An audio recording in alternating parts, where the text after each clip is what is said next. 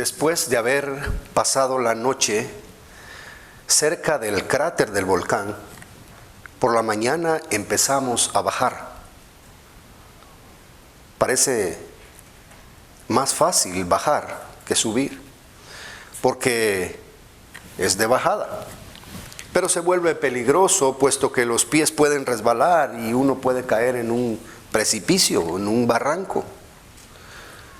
Veníamos todos en línea y un grupo de muchachos, compañeros, se adelantaron y tomaron un atajo que supuestamente les iba a llevar más rápido a las faldas del volcán. Nosotros seguimos las instrucciones de nuestro guía y en poco más de una hora ya estábamos en las faldas de aquel volcán tomando agua y lavándonos de la tierra y el polvo que se nos había pegado en las manos y en la cara.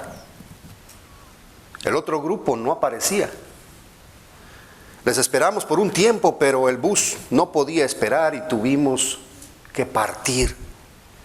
Un guía se quedó a esperarlos para no abandonarlos por completo.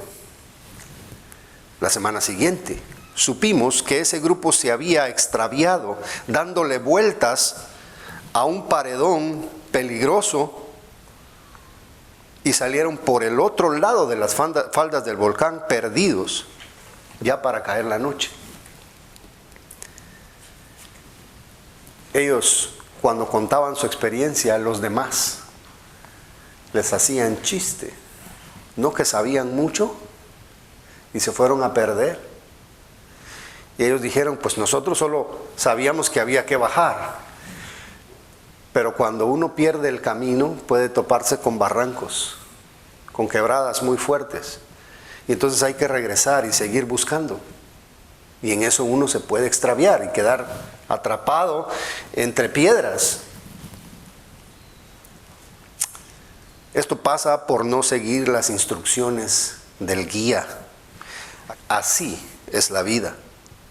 Sin un buen guía no nos podemos perder, nos podemos accidentar y sufrir mucho. David hoy nos dirá cómo él compara a Dios con un guía que nos capacita y que nos lleva por la vida para que el viaje sea efectivo y fuera de la vergüenza que se sufre por equivocarse al tomar atajos que resultan con fracasos enormes. Es cierto, podríamos tropezar aún así que el guía nos esté llevando.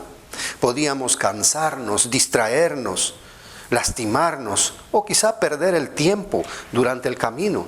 Pero tenemos a nuestro guía que nos ayuda en nuestra debilidad para poder continuar y llegar hasta el fin del camino con triunfo y satisfacción.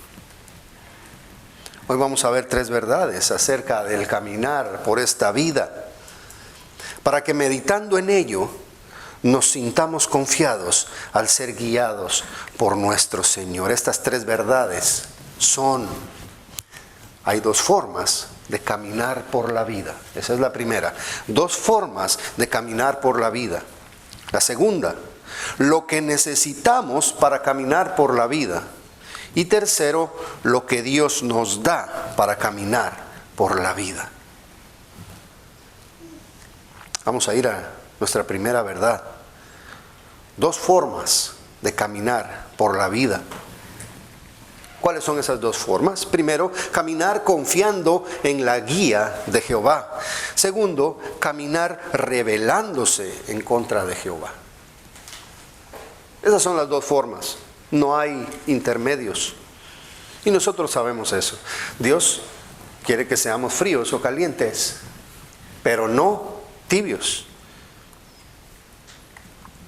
Bueno, la primera forma, caminar confiando en la guía de Jehová. Ahorita, los que están seguros en Jehová.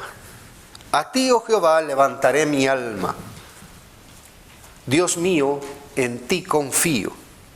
Este es el enunciado. Esta es la primera idea que David quiere dejar plasmada. David confirma ante Dios que sigue confiando en él. Su ser interior, su espíritu, su alma, lo más preciado del ser humano es entregado a Jehová. A ti, oh Jehová, levantaré mi alma. ¿Tiene usted algo más precioso que su alma? Es como un tesoro incalculable entregado a su Dios.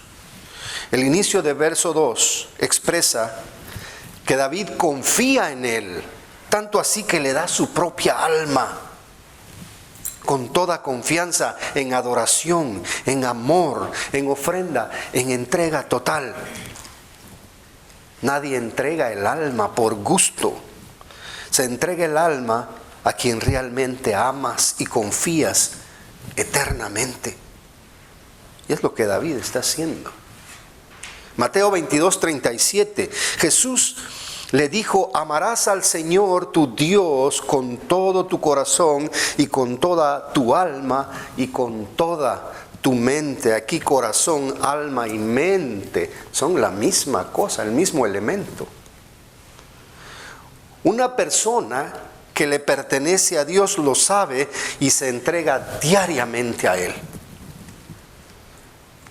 ¿Está usted entregado a Dios desde lo más profundo de su ser?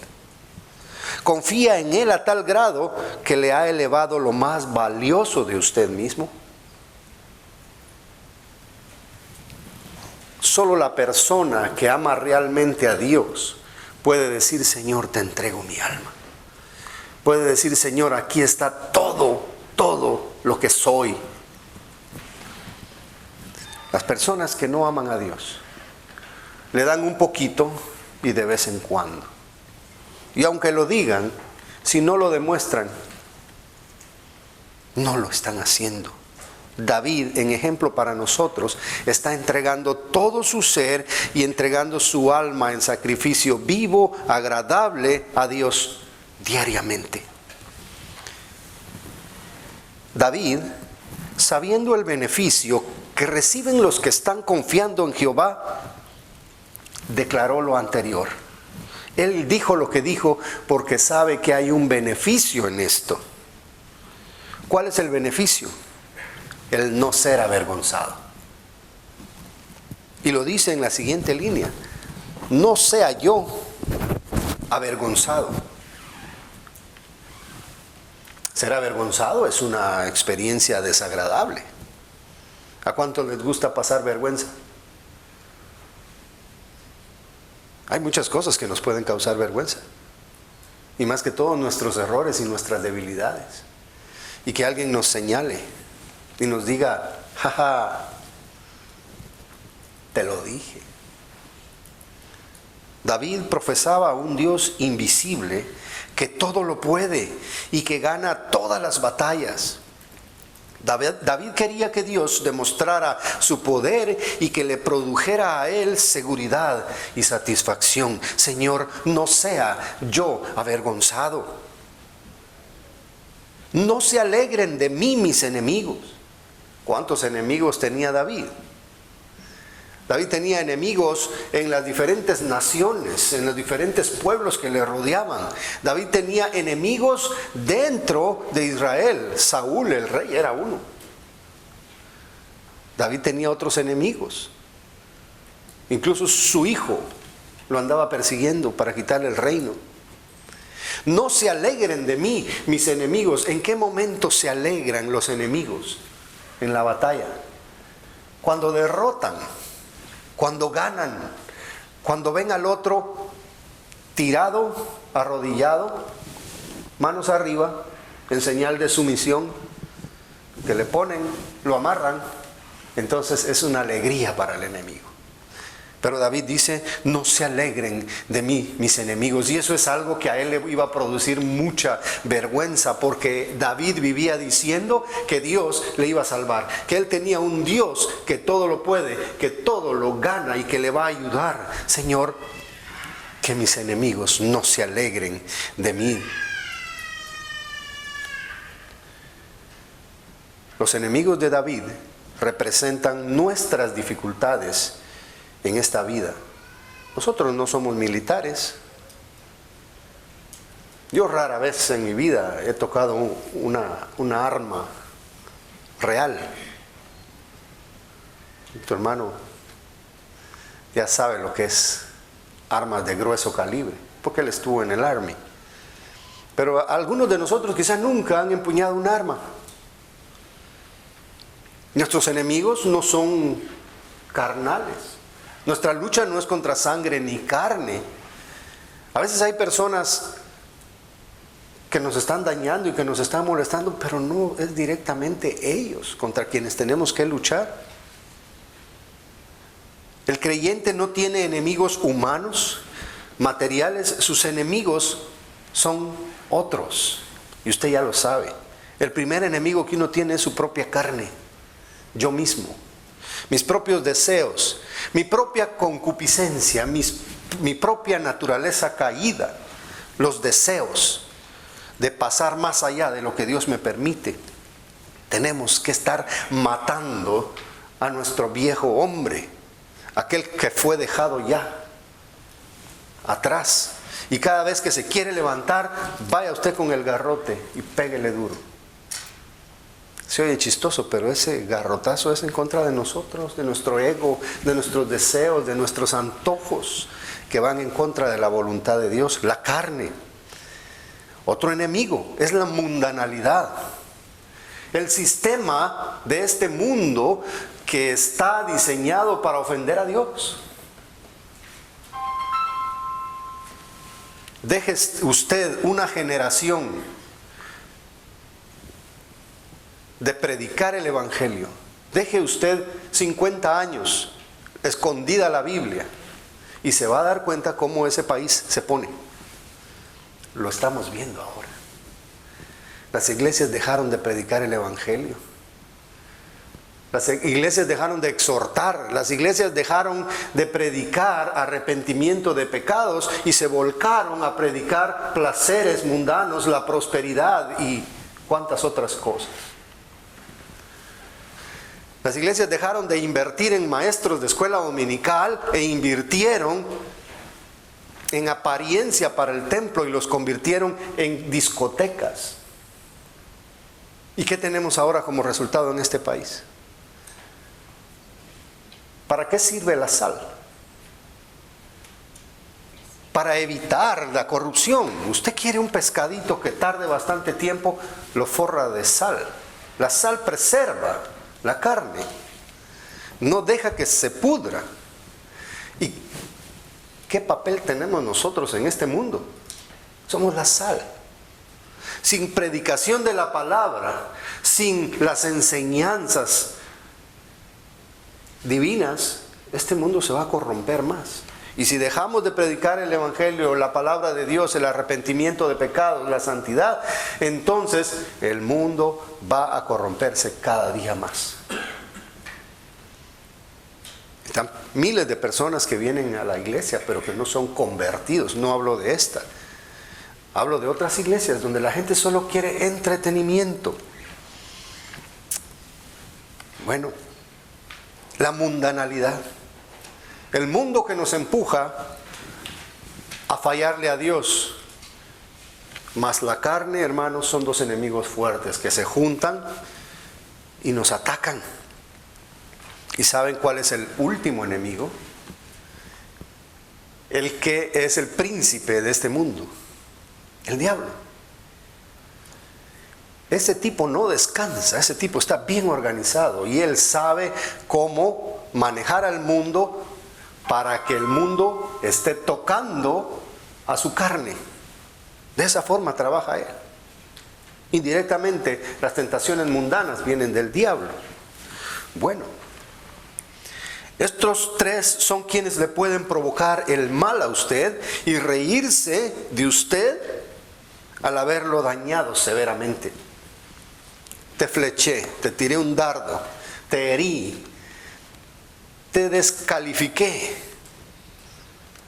te desanimé. El primer daño que alegraría al enemigo es que Dios te abandone. ¿Saben ustedes que sería lo más feliz para el diablo?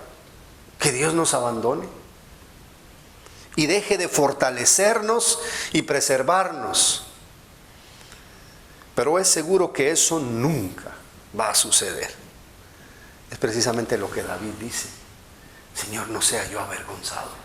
No se alegren de mí mis enemigos. David sabe que la promesa de Dios está ahí y de que esa vergüenza nunca va a llegar. Dios ha prometido terminar en ti lo que un día empezó. Al dejar de fortalecerte, dejarías de creer, empezarías a pecar como cualquier otro mundano y regresarías al mundo. Pero Dios te dice hoy que nada podrá apartarte de su amor que es en Cristo Jesús. En otras palabras, no vamos a ser avergonzados. Otro daño que el enemigo celebraría es que Dios no te perdone. Se reiría de ti y se burlaría eternamente, puesto que creíste en un Dios que no quiso quitarte la culpa y te condenó a pesar de que le pediste perdón. Pero Dios ha prometido perdonar nuestros pecados, porque tenemos un abogado que intercede por nosotros y es el mejor de todos los abogados, y siempre obtendremos el oportuno socorro. Otro daño que haría muy feliz al enemigo es que Dios al final de los tiempos no nos resucitara. Él se revolcaría de alegría burlándose de nosotros al ver que fuimos dejados muertos y no nos llevó con Él. Pero nosotros sabemos que el Señor dijo que los muertos en Cristo resucitarán primero y estaremos siempre con el Señor. Es una promesa que nos mantiene vivos, que nos mantiene gozosos, que nos mantiene valientes. Saber que algún día, aunque esta carne haya sido puesta en una tumba, un día Él nos va a levantar. Y un día Él nos va a hacer que nos juntemos con nuestros seres queridos. Y vamos a estar siempre gozando de su presencia. Otra cosa que al enemigo le encanta ver es cuando te mantienes triste y derrotado anímicamente. Y valga la aclaración, nosotros solo podemos estar derrotados anímicamente porque espiritualmente somos más que vencedores. Pero lo que sucede es que el diablo quiere que nos mantengamos frustrados, amargados, mediocres, como que nadie te hubiera trasladado de las tinieblas a la luz, como que no tuvieras el gozo del Espíritu y de tu salvación. El diablo quiere verte así, con la cara larga, como que fuera cara de papaya, ¿verdad? ¿Cuántos se levantaron hoy así? ¿Cuántos pasaron toda la semana así? A veces hasta nos duele aquí, tensos, irritado, malhumorado, con sueño, aburrido, negativo. Pero Dios nos ha dado la clave para vencer el estado de ánimo que el diablo quiere que tengamos. Él nos dice que por nada estemos afanosos, que presentemos nuestras peticiones con toda oración y ruego, que pensemos en todo lo bueno, todo lo puro, todo lo amable, todo lo que es de buen nombre, que nos regocijemos en el Señor de día y de noche, leyendo su palabra, orando, cantando, reuniéndonos, hablando de Él, compartiendo con otros que sienten lo mismo. La felicidad, la satisfacción del alma, la paz es un beneficio que Dios te da desde que te ha hecho nacer de nuevo y no te lo quita nunca. A menos que te pongas negativo, que pongas tus ojos en los problemas como Pedro allá caminando sobre el agua y comiences a sufrir. Pero sabes, tenemos auxilio, tenemos el socorro que viene de parte de nuestro proveedor, sustentador, nuestro protector, nuestro maestro y nuestro consolador. Quiero oír amén. Tus enemigos no se alegrarán porque tú has elevado tu alma a Dios y lo haces todos los días buscándole y llenando tu mente de todo lo que Él te ha enseñado. Luego, David en el versículo 3 dice, ciertamente ninguno, subráyelo en su Biblia, póngale con marcador amarillo ahí, fluorescente, ninguno de cuantos esperan en ti será confundido. Veamos cómo David asegura esa palabra, ninguno. Si usted confía, si usted cree en Dios, de estos todos que están aquí mirando atentamente, ninguno va a ser confundido. Ninguno va a vivir con zozobra. No hay excepciones. Todos los que esperan en Jehová tendrán bienestar anímico. Nadie será defraudado por Dios. Nadie debería pasar por depresión o confusión si está confiando en Jehová. La palabra de Dios nos dice, los que esperan en Jehová levantarán las alas como las águilas. ¿Cuántos animalitos que se arrastran por el suelo no quisieran tener alas como de águila? ¿Cuánto le cuesta a una tortuguita cruzar la calle? ¿Cuánto le cuesta a un gusanito llegar a la hoja que está arriba de un árbol de 3 metros? Pero el águila vuela más arriba, más rápido, con más fuerza, majestuosamente. Eso es lo que Dios nos ofrece a nosotros. Primera Pedro 2:26 también nos dice, por lo cual también,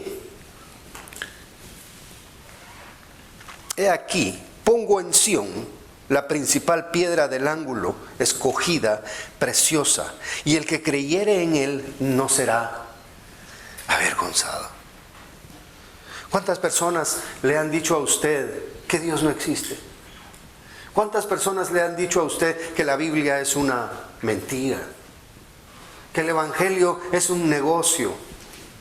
¿Cuántas personas le han dicho a usted que la fe en Cristo es simplemente una fábula? Déjeme decirle algo. El texto de hoy le dice a usted que Dios no lo va a dejar a usted avergonzado. Por más que esas personas se estén riendo de nosotros, por más que esas personas hagan chiste de nuestra fe, usted no va a ser avergonzado. Ninguno de los que creen en Dios, porque al final del tiempo nos vamos a dar cuenta que todo lo que la palabra de Dios nos dijo era verdad y que valió la pena pararnos sobre estas verdades. Y veremos al Señor tal y como Él es. Y Él nos abrirá sus brazos y estaremos con Él para siempre. Hermano, ¿sabe usted lo que significa para siempre? Y Él limpiará nuestras lágrimas. Él nos va a consolar, en otras palabras. Él nos va a quitar toda tristeza. Dios no te va a dejar plantado esperándole. Nunca lo va a hacer, porque Él siempre está contigo. Hermano, sigue confiando en Él, porque Él está haciendo su trabajo. Ahí, calladito el Señor. Quizás no responde. Quizá parece que está dormido en la esquina de una barca. No se desespere. Tenga fe. Llega el momento en el que Él se levanta y hasta la más tremenda tormenta le va a obedecer.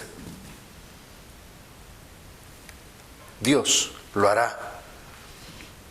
Y Dios va a permitir que tu estado de ser más que vencedor continúe así. Ahora, David no le dedica mucho tiempo al segundo grupo, solo los menciona en una pequeña frase. Estos son los que sufren vergüenza. Dice, serán avergonzados los que se rebelan sin causa. Las personas que perseguían a David fueron derrotadas, siempre. Siempre. David lo vio una y otra vez cómo Dios derrotaba a esta gente. Desde Goliat hasta el último de sus enemigos filisteos. Cayeron a su lado 1000 y 10,000 a su otro lado, pero nunca le pudieron dañar, porque Dios había prometido estar con él. Y hermano, dígame una cosa, ¿cree usted que Dios tiene alguna razón para no repetir esos triunfos con usted? En el sentido espiritual, hermanos, Dios ya ganó. Jesucristo exhibió a nuestros enemigos allá en la cruz del Calvario. Cuando ellos creyeron que le había derrotado, Él estaba logrando la redención de sus escogidos en ese mismo momento que Él había derramado su sangre. Es un triunfo para nosotros. La gente sin Dios es enemiga de Dios. Ellos no le respetan, no le buscan sinceramente. Ellos niegan su existencia, ellos violan su palabra y desobedecen a cada momento sin arrepentirse. Ellos van a ver cómo nadie sale a su rescate en el día de la angustia. Ellos no tendrán un abogado, un cordero que les quite el pecado. Ellos se encontrarán con un Dios implacable a quien ignoraron y calumniaron toda su vida. Ellos sufrirán mucha vergüenza y se arrepentirán, pero será demasiado tarde. Vivirán en el castigo eterno con vergüenza por toda la eternidad, pensando en que pudieron haber creído, pero no quisieron hacerlo por orgullo y por dureza de sus corazones. Dios nunca les hizo nada malo a ellos, pero se rebelaron contra Él y su palabra y le ofendieron cada segundo de su existencia sin humillarse ante Él. Esos son los que pasan vergüenza, los que se burlan de nosotros, los que se burlan de la palabra, los que no quisieron, los que persiguieron a la iglesia, los que mataron a los profetas, los que no quieren creer en la palabra de Dios, los que quieren sacar las Biblias de las cortes, los que quieren sacar la oración de las escuelas, los que quieren quitar las cruces de las iglesias, aquellos que quieren que nos callemos desde el púlpito no diciendo la verdad. Ellos son los que serán avergonzados, no nosotros.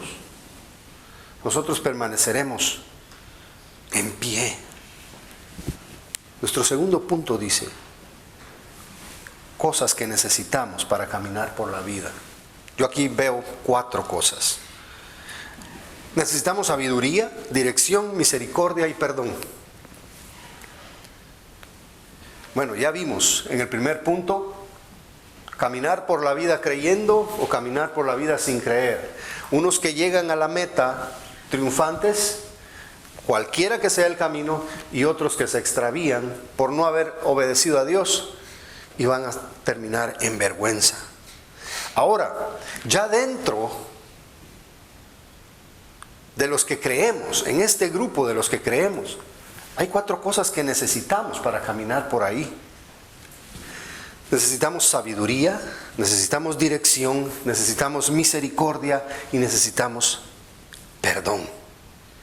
Versículo 4: muéstrame, oh Jehová, tus caminos, enséñame tus sendas.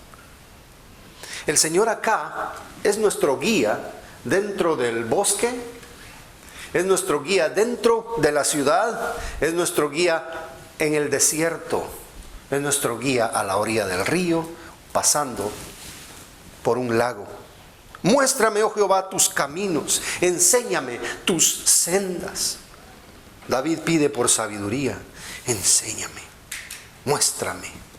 Quiero adquirir ese conocimiento para poder andar por la vida a tu forma. David sabe que los caminos de Jehová son superiores a los de cualquier ser mortal.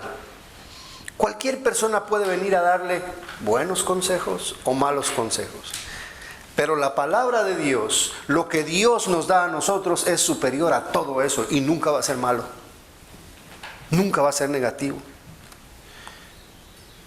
Isaías 55:7 dice: deje el impío su camino, que por cierto es malo, ¿verdad?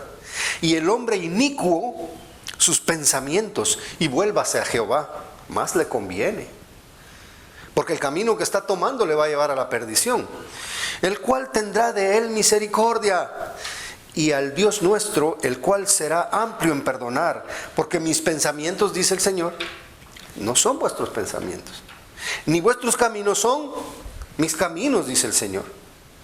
Como son más altos los cielos de la tierra, así son mis caminos más altos que vuestros caminos, y mis pensamientos más que vuestros pensamientos. En otras palabras, Dios está utilizando la palabra caminos y pensamientos. El camino es la forma en que vivimos, lo que nosotros hacemos, nuestras costumbres, nuestros hábitos, nuestra convicción al actuar. Y dice que así como está distanciada la tierra del cielo, así está distanciada nuestra capacidad de decidir por nosotros mismos. ¿Cuánta distancia hay de la tierra al cielo? ¿Hay algún árbol cuya punta llegue al cielo? Yo antes miraba azul y yo creía que era como un techo. Yo estaba niño.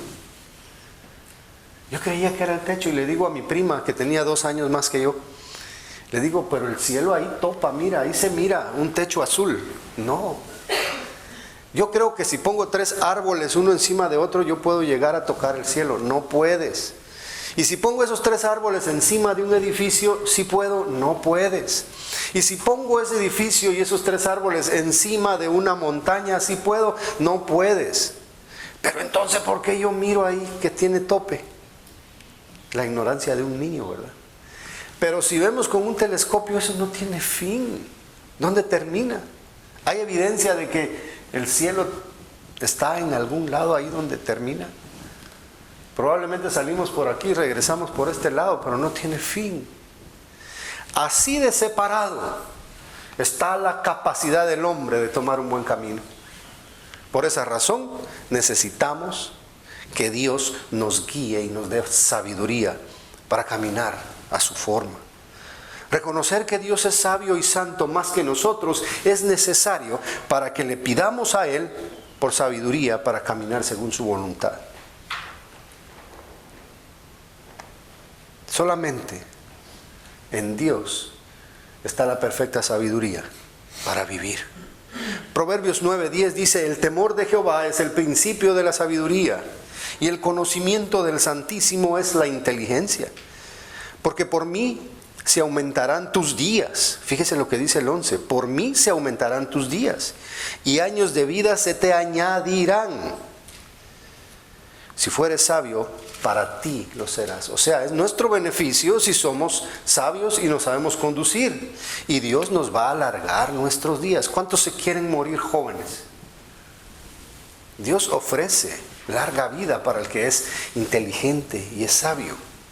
Ahora si no, usted puede hacer lo que quiera y Dios no le garantiza a usted larga vida, porque usted va a acabar con su vida. Es parte de la responsabilidad humana. Dice el versículo 5, como enfatizando lo que ya pidió, encamíname, siempre utilizando el concepto del guía y del camino, encamíname en tu verdad y enséñame, porque tú eres el Dios de mi salvación. Fíjese que ya David pidió sabiduría, conocimiento, pero es como aquel muchacho que estudió una carrera, ya tiene todo el conocimiento, pero no lo mandan a trabajar de una vez, lo mandan a hacer unas horas de práctica, a trabajar con guías, a trabajar con personas que le van a decir hasta cómo agarrar las cosas. Y es que, hermanos, es tremendo que cuando uno sale, yo salí de mi carrera en electrónica y pues llega uno contento. Yo sé mucho. ¿Y qué puesto me van a dar? Pues va a ser el puesto de técnico, pero todavía no. Tienes que aprobar tus prácticas, 350 horas de práctica. Y qué duro es cuando uno llega de graduando y le ponen a un instructor que ni siquiera estudió. Y el que tiene orgullo dice, ¿cómo me va a enseñar este si ni estudió? Pero hermanos, necesitamos quien nos encamine para poder poner en práctica lo que hemos aprendido teóricamente. Una cosa es la teoría y otra cosa es la práctica. Necesitamos a alguien que nos dé ejemplos. que nos diga, agárralo así, ponlo de este lado, no lo hagas así, te vas a quemar los dedos, te vas a electrocutar, vas a terminar más afro de lo que tienes si te metes los dedos ahí. Oh, yo no sabía, es que mira el diagrama, esto se hace así, se hace así. Cuando vayas a la bodega, no entres por aquella puerta, entra por esta. Instrucción, hermano, pero también ejemplos prácticos. Y es lo que le está pidiendo aquí David a Dios. Ya me diste sabiduría, pero ahora encamíname. Llévame por mis primeros pasos. Dame los primeros ejemplos, Señor, para empezar a caminar. David quiere aprender a caminar con Dios como todo creyente que ama a Dios. Pedro ya sabía 3 años y medio, escuchando del mismo maestro las verdades divinas. Desaparece el Señor Jesús por unos días después de haber resucitado. ¿Y qué hace Pedro? Regresa a pescar. Y ahí viene el Señor y le dice, apacienta mis corderos. El Señor detrás de él, que aunque él ya sabía, el Señor necesitaba encaminarlo, guiarlo por sus primeros senderos. ¿Quién nos guía? El Espíritu Santo. Juan 16:13 dice, pero cuando venga el Espíritu de verdad, Él nos guiará hacia toda verdad. Él es el guía. Él es el que no nos deja perdernos, porque ahí está. Nuestro guía está ahí con nosotros. Siempre, siempre. Luego, David añade una pequeña frase que dice, tú eres el Dios de mi salvación. Es fácil verlo así superficialmente, pero qué bueno que David, aunque él era el triunfador, el ganador de cualquier guerra, él seguía atribuyéndole a Dios sus triunfos. Tú eres el Dios de mi salvación. Él. Me gusta cuando alguien está jugando soccer, pone un gol y se levanta la playera y dice Jesús. O dice así, que se lo dedica a Dios.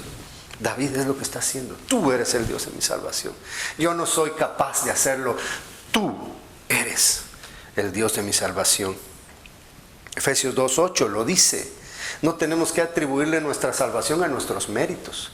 No tenemos que decir que nosotros, por ser muy buenos, hemos ganado la salvación. Dice Efesios 2:8, porque por gracia sois salvos por medio de la fe, y esto no de vosotros, pues es don de Dios, no por obras, para que nadie se gloríe. Hermanos, si usted se va a gloriar, gloríese en la misericordia de Dios. Dice, en ti he esperado todo el día. Hermano, ¿espera usted todo el día con el Señor, en el Señor? Se sienta usted con paciencia y espera que pasen 12 horas esperar al Señor. Largamente está esperando David. Él espera. Y dice, acuérdate, oh Jehová, de tus piedades y de tus misericordias, que son perpetuas. Ahora David está pidiendo por misericordia. Ya pidió por sabiduría, ya pidió por ayuda física. Ahora está pidiendo por misericordia. ¿Por qué?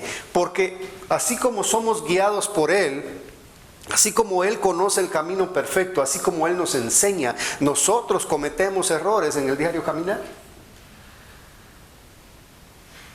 Vamos en la vereda, tenemos el tiempo contado, es importante que caminemos sin parar. Pero usted ve por allá, en una veredita, hay manzanas y están rojas. Espérate, Señor, ya vengo. Y se baja ahí por unas piedras, se monta en el palo y comienza a bajar manzanas. Y se lastimó, tratando de bajarse de ahí. Lo mordió una serpiente, lo picó un alacrán. Se pasó raspando y ahora le sale sangre. Ten misericordia de mí, dice David, porque en el camino yo puedo fallar. Acuérdate de que tú eres misericordioso. Para obtener el bienestar de parte de Jehová, primero es necesario que Él se compadezca de nosotros. La misericordia es esencial. Salmo 136, solo un salmo en 26 versículos repite 26 veces que para siempre es su misericordia. Qué bueno que la misericordia del Señor es para siempre. Si el Señor dijera, mira, te voy a perdonar 10 veces nomás, hermanos, todos nosotros estaríamos fritos, más fritos que pescado en Semana Santa, porque le hemos fallado más de 10 veces. ¿Qué tal 15 veces? Seguimos fritos. ¿Qué tal 50 veces? La misericordia de Dios tiene que ser para siempre, porque somos débiles y todos los días fallamos, todos los días tropezamos, todos los días nos encontramos con piedras. Señor, ¿por qué no puedo pasar esta piedra? Porque no es por ahí, te dije que era por acá, te pusiste una piedra en el camino. Vente, perdóname, Señor, te perdono, sigamos. Yo ofrecí llevarte hasta el final y te voy a llevar. Pero ten cuidado, porque podrías llegar con más cicatrices de lo necesario. Ya pidió por misericordia y Dios se la va a dar. Dice, de los pecados de mi juventud y de mis rebeliones no te acuerdes. Conforme a tu misericordia, acuérdate de mí por tu bondad, oh Jehová. Aquí está pidiendo por perdón. No puede haber perdón sin misericordia. Por esa razón, Él pide misericordia primero. David ruega por perdón de pecados. Para eso es la misericordia. El pecado es un problema del ser humano. El pecado es la razón por la cual Jesús estuvo colgando de una cruz. El pecado separa al hombre de Dios. El pecado es infracción de la ley de Dios. Dios es justo y merece castigar, pero Él nos perdona. Nos perdona a través del sacrificio de nuestro Señor Jesús. Alaba usted a Dios porque usted tiene un Dios perdonador, que no nos deja tirados en el camino, que cura nuestras heridas, que nos pone la crema ahí para la hinchazón de cosas que nosotros mismos nos hemos provocado. Él nos perdona. Así que, ¿cuáles son las 4 cosas que necesitamos de Dios? Necesitamos sabiduría, necesitamos ayuda, necesitamos misericordia y necesitamos perdón para poder caminar por esta vida. Ahora, ¿cuáles son las 4 cosas que Dios nos da para caminar por la vida? Para terminar. Son las 4 cosas. Es lo mismo que David le está pidiendo en el segmento anterior. Le pidió por sabiduría, le pidió por ayuda, le pidió por misericordia y le pidió perdón. Esas son las 4 cosas que nos va a dar. Fíjese cómo David le pide en el segmento anterior y ahora dice lo que Dios va a dar. Dice en el versículo 8, bueno y recto es Jehová. Por tanto, Él enseñará, aquí va a dar sabiduría, a los pecadores el camino. Dios en su rectitud, su justicia, está interesado en enseñar a aquellos que le piden guía. ¿Cuál es el camino que debo seguir? En primer lugar, hermanos, ¿quién es el camino? Jesucristo. Es lo primero que debemos entender. No podemos llegar y obtener beneficios de Jehová en cuanto a la salvación si no es a través de Cristo Jesús. La bondad de Dios se manifiesta al tomar a pecadores y mostrarles cómo viajar por esta vida. Con su palabra, con su espíritu, con la compañía de otros que han entendido antes que nosotros cómo andar. ¿Se beneficia usted de la experiencia de los más viejitos? Bueno, de los más expertos, podría decir, para que no se me ofenda a nadie. Los más experimentados en la fe. ¿Cada cuánto usted pide consejo? ¿O quiere andar usted solo ahí, metiéndose por veredas espinosas sin necesidad? Cuando alguien le puede decir, no hagas eso, te va a ir mal. Tener 4 trabajos no te va a ayudar en nada. Vas a perder tu familia, vas a perder tu salud y al final el dinero se desvanece. ¿Cuántas veces le han dicho a ustedes así? Hay que escuchar a los hermanos. Dios pone a los hermanos con experiencia para que nos guíen también. No camines por ahí. Mira, ahí hasta lleno de lodo salí. Y me llevó tanto tiempo encontrar agua y limpiarme. Para Dios, sabio no es el que estudia en la tierra. Sabio es el que tiene temor de Jehová y sabe cómo caminar derecho. Número 9.